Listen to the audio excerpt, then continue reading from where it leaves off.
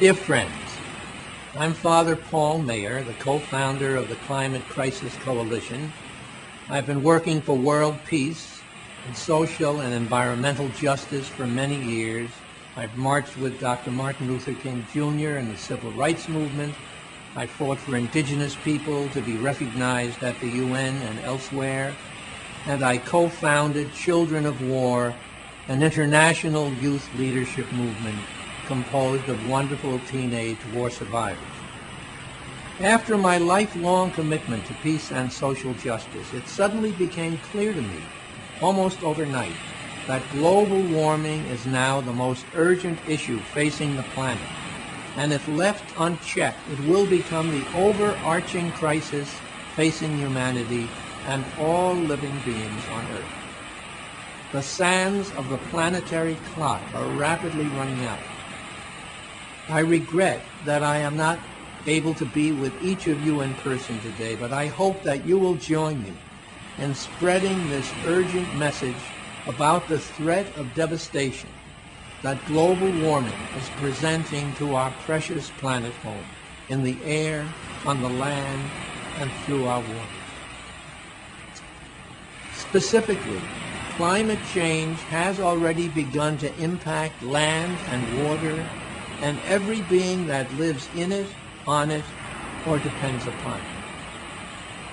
Quite literally, our magnificent oceans are warming up, their pH balance is being acidified, and the sea level is rising.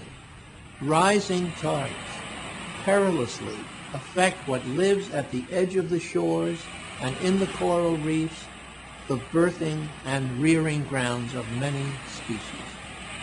Quite literally, all things are affected by the warming of the seas, from the microscopic plants and animals that make the plankton soup that processes the chemistry of the water and feeds other organisms, all the way from jellyfish to whales. The gorgeous variety of corals, which require certain temperatures, pH and water depths, to survive, are being bleached, along with the myriads of other plants and animals for which the coral reefs provide the basic building blocks of their lives.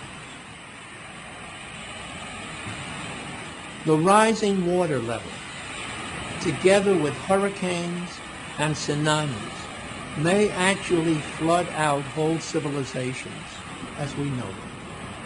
Oceanic currents that control temperate climate in parts of our planet could shift suddenly and cause dramatic freezing temperatures because of the infusion of warm water and the dilution of the oceanic salt content, all caused by the melting of our magnificent planet's ice caps.